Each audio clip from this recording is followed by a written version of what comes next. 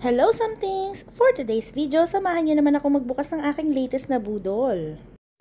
Dumating na nga itong in-order ko sa Twitter.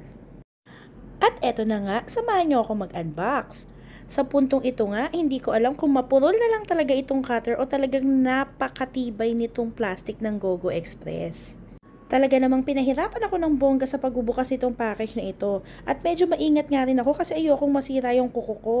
Shoutout nga pala kay Ate Vanji Agahan sa aking gel polish. At eto na nga at nailabas ko na nga ang aking latest boodles. Hulaan nyo nga kung ano to? Siyempre, umandar na naman po ang karupukan ng OMA. Sabi ko nga magsastop na muna ako sa pagkukulik pero nung nakita ko mga ito, hindi ko talaga napigilang mag-mine. At ito na nga siya. Oops, ilalabas ko na ang aking latest boodles. Sa totoo lang, ang dami-dami ko ng photocard pero hindi ko pa rin naaayos yung binder ko. Hanggang sa ngayon nga, nakalagay pa rin yung iba dun sa mga box. Sana nga one time magkaroon kami ng time ni Sam para ayusin yung mga binders.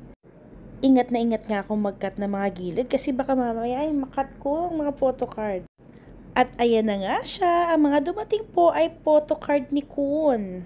Ang konti pa lang nga kasi ng mga photocard ko na Kun, kaya nung nakita ko to sa Twitter, talaga namang napamain ako. Sabi ko nga, it's time. It's time na mag-collect din ako ng mga Kun na photocard. At eto nga ang OMA nyo, nahirap at nagsastruggle na tanggalin sila dito sa top loaders. Ayan nga, at natanggal pa siya kaya hinugot ko na lang. O diba, ang cute-cute nila.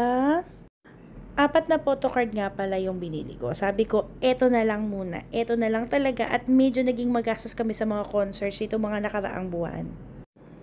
Pero sobrang natutuwa ako kasi nakapag-start na rin ako mag-collect ng mga Kun photocards.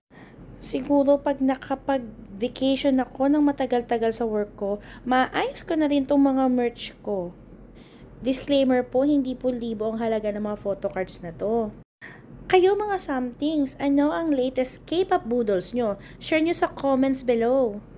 Till next vlog, bye!